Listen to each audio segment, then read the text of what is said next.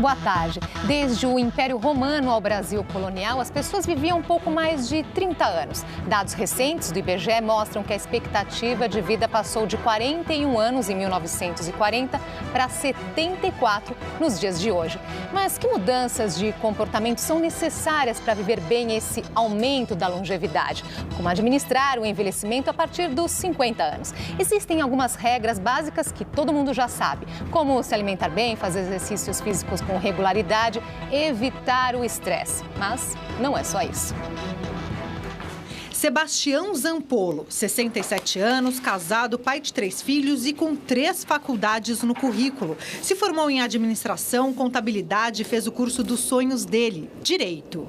Eu convivi com 2 gerações para trás, pessoas de 20 a 40 anos. Aquilo para mim foi assim, de levantar mesmo a moral. Um estudo científico feito por pesquisadores canadenses mostrou que vive mais quem traça metas. Só que os objetivos precisam estar alinhados ao propósito de vida. A pessoa motivada é mais bem-sucedida, saudável, feliz, realizada. A pesquisa acompanhou 6.000 pessoas durante 14 anos. Neste período, 569 morreram. Todas elas tinham menos objetivos na vida. De acordo com a Organização Mundial da Saúde, as pessoas devem se manter ativas durante o envelhecimento para evitar problemas de saúde e não perder a autonomia e a independência. Envelhece bem quem constrói sabedoria ao longo da vida. Para debater sobre como planejar bem o envelhecimento, recebemos a geriatra e consultora de comportamento, Andréa Prats, e também o economista Celso Grise, professor da Faculdade de Economia e Administração da Universidade de São Paulo.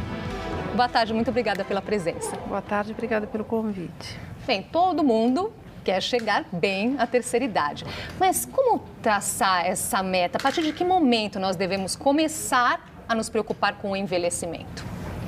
Bem, eu acredito que o envelhecimento é um processo e a gente deve se preocupar com isso desde cedo.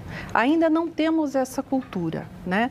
Pensar que nós vivemos hoje 30 anos a mais que os nossos avós, a gente ainda não sabe, não aprendeu o que fazer com esses anos a mais que nós ganhamos.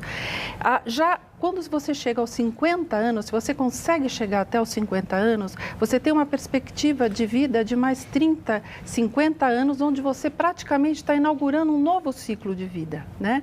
Então, esses 50 anos é um marco importante para você ver como você viveu até então, o que você fez exatamente da sua vida, que projetos você consolidou, que ganho de patrimônio você conseguiu construir ao longo da sua vida, saúde, enfim, você consegue fazer uma retrospectiva e já com essa perspectiva de viver mais, você consegue ver que hábitos você precisa mudar, o que você precisa fazer, quais são seus projetos de vida futuros, o que você pode reconstruir na sua vida ou se reinventar a partir dos 50.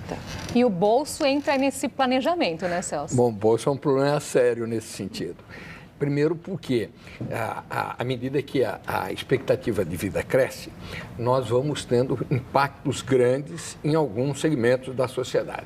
Sem dúvida nenhuma, o primeiro é a previdência privada. E a previdência pública também. A previdência pública porque já tem uma situação relativamente difícil face a este início de envelhecimento da população brasileira já no final da década passada.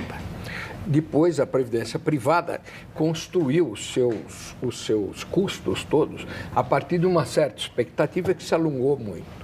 Em segundo lugar, nós começamos a ver aparecer pelo mercado um conjunto novos de segmentos de mercado, consumos que se dirigem à terceira idade, que se dirigem a idades até mais avançadas e que começam a ocupar uma parte expressiva do consumo nacional, da demanda agregada nacional.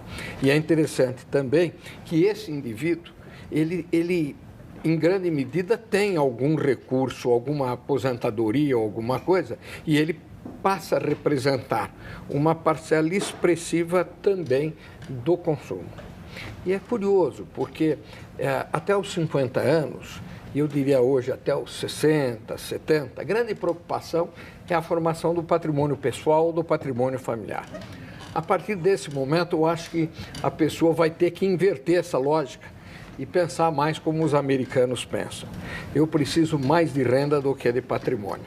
Então, muda todo o planejamento financeiro, toda a forma de ganho, de gasto sofre uma nova reestruturação e nós vamos estar, portanto, dentro de uma vida econômica em profunda transformação, mas que seja capaz de atender a esses anos que ele ainda tem pela frente e que podem ser muitos.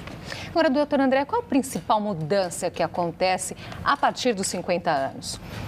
Veja, eu acho assim, primeiro precisa haver uma mudança de atitude com relação à passagem do tempo. Eu costumo dizer que a gente precisa ser parceiro do tempo, não ir contra ele. Porque a gente ainda vive numa sociedade que supervaloriza a juventude. Então, toda a chegada da maturidade, da velhice, assusta muito. As pessoas não querem envelhecer. Todo mundo tem o ideal de uma vida longa, mas sem envelhecer. Então, isso dificulta muito essa adaptação para uma nova fase, né? Na verdade, é uma transformação. Você não vai ter o mesmo organismo que você tinha aos 20, 25 anos, mas você pode viver muito bem. Então, eu acho que essa questão de atitude, ter uma atitude positiva com o envelhecimento é primordial. Depois disso, você ter uma perspectiva, entendimento de um curso de vida diferente. A nossa vida ainda está organizada segundo o século XIX, onde a expectativa de vida era 40, 45 anos. Toda aposentadoria foi concebida para que as pessoas se aposentassem por volta dos 45 anos, já numa condição ruim de saúde para aquela época, e elas acabavam morrendo em seguida, aos 60, 65 anos. Ganhavam benefício, né, na aposentadoria e morriam em seguida. Isso foi criado em 1878. Então, o que acontece? A perspectiva de vida, a expectativa já aumentou tanto, mas o nosso curso de vida é organizado segundo o século XIX. A gente não evoluiu, né, nessa perspectiva para o que nós estamos vivendo em termos de longevidade no século XXI. Então, a vida era organizada, tinha as fases para estudar, etc., para trabalhar e depois para descansar. E agora que você se aposenta na mesma idade, você vai ficar mais 30 anos descansando? Não, você precisa realmente agora se envolver em outras atividades, você adquirir novos conhecimentos, isso é muito importante. E muitas vezes o que acontece, a pessoa acaba também, claro, tem muitos anos ainda pela frente, mas precisa continuar trabalhando, até porque a renda não basta para garantir o sustento da família, não é? Especialmente no Brasil, onde a aposentadoria dado o recolhimento que as pessoas fazem ao longo da vida, extremamente acanhada para fazer face àquelas necessidades neste momento da vida pessoal. É um momento onde algumas despesas crescem. O plano de saúde fica mais caro, os nossos medicamentos são consumidos em maior quantidade, são medicamentos mais caros também, porque são produzidos a partir de certas tecnologias que precisam ser usadas para conseguir a eficácia da droga. Então, tudo isso leva a um encarecimento da vida pessoal. E se a pessoa não se planejar para isso, ela vai se ver, invariavelmente, com uma receita menor do que o custo familiar. Nós estamos vivendo um momento em que os especialistas gostam de caracterizar como um momento do conhecimento, da gestão de conhecimento, das informações. Um velho, ou até um homem muito velho, poderia ser considerado uma memória de computador. Ele tem conhecimentos, ele tem experiências e tem isso estocado, pronto para, se houver um espírito no sentido de uma adequação social, este homem conseguir traduzir esse conhecimento em novas aplicações que possam dar a ele uma ocupação até bem remunerada. Então, não há por que esse homem se sentir afastado da sociedade ou se sentir rejeitado por ela. Ao contrário, esse homem deve pensar que conhecimento e experiências não são coisas que se podem desprezar numa sociedade como a nossa. Quando falamos, né? Falar alguma coisa, doutora? Eu queria só complementar o que o Celso falou, que as pessoas mais velhas são verdadeiros recursos para a sociedade, que estão sendo descartados, porque as políticas até de recursos humanos ainda são obsoletas com relação a essa longevidade que nós temos vivendo. Agora, o mais importante... Quer dizer, estamos comemorando aí, né, o aumento dessa expectativa de vida, mas ainda não fizemos mudanças efetivas na prática do que isso significa, né? Do impacto dessa nova situação, desse novo fenômeno na sociedade. sociedade. Eu acho que a sociedade é mais lenta para incorporar as mudanças do perfil demográfico que estão vindo muito rapidamente, né? Mas eu estava dizendo que, assim, que as pessoas mais velhas são recursos importantes para a sociedade, mas as pessoas também têm que ter uma perspectiva de que, à medida que elas envelhecem, elas continuem tendo um desenvolvimento pessoal.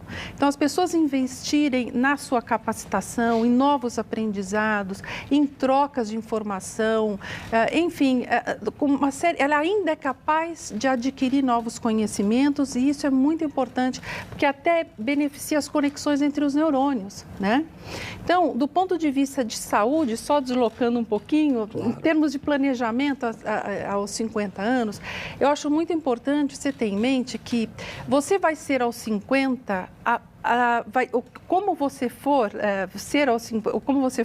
estiver aos 50, vai depender muito da forma como você construiu todos os seus hábitos, a sua saúde ao longo da vida. Você vai ser apenas um reflexo disso. Então, os hábitos de vida, como você falou, que são bastante conhecidos, o estilo de vida saudáveis, claro que se você começar antes, você vai ter maiores benefícios, mas acho muito importante você deixar essa mensagem de que mesmo que você aos 50, aos 60, deixar de fumar, começar a fazer uma atividade física, você ainda tem benefícios, mesmo que moderados. Ainda dá tempo, né? Dá tempo. Então, aos 50 ainda é uma oportunidade boa para você replanejar, readequar a sua vida. E por onde começar, Celso, esse planejamento? Eu acho que sempre por esse lado. Uma adequação às circunstâncias psicossociais, ao ambiente que nós vivemos, social, mas sempre começar por esse lado. Reingressar na vida estudantil. E isso não necessariamente precisa me levar a uma escola. Isso pode me levar a outros lugares, mas pode ser até dentro da minha própria casa. Mas eu sugiro que não seja feito isoladamente em casa, mas que você integre uma comunidade que goste de estudar, que goste de buscar novas habilitações, que você volte ao trabalho. O trabalho, o Gonzaguinha já falava, sem o seu trabalho o homem não tem honra. E sem a sua honra, o caminho, segundo ele descrevia, era a morte. Eu acho exatamente isso. Um homem precisa voltar a uma atividade produtiva. E produtiva não significa trabalhar numa empresa. Ele pode ser um artista, um músico, pode ser um pintor, ele pode ser o que ele bem entender na vida. Pode dar espaço para um hobby que estava ali, de repente? Claro. Eu tenho como plano de vida, na minha velhice, estudar filosofia na França. O que eu vou fazer com isso é um outro problema. Mas eu acho interessante, porque é um crescimento pessoal muito grande, que a gente possibilitaria um homem que, quando ficar velho, não é o meu caso ainda, eu possa ter um encontro com um mundo mais avançado, com um mundo mais elaborado. Então, por que esta desadaptação social e essa certa rejeição social pelo homem de mais idade? Coisa que as empresas fazem a partir dos 60, 65 anos, aposentam o indivíduo, às vezes no ápice da sua produção. E muitas instituições têm também a aposentadoria compulsória, exatamente quando eles estão no auge da capacidade intelectual, com experiência, com chances de maior contribuição. É um baque muito grande. É um baque muito grande. Mas eu acho que precisa ser pensado também novas formas de trabalho, novas relações de trabalho, ou uma carga horária menor, mesmo trabalho voluntário. Tem pessoas que se beneficiam muito, contribuindo com a experiência que têm para a sociedade. Isso é um potencial enorme, essa população mais velha, para trabalho voluntário. Enfim, tem uma série de situações, de projetos de vida que podem até ser iniciados nessa fase, né? Alguma coisa que você quis fazer e agora vai ter chance de concretizar.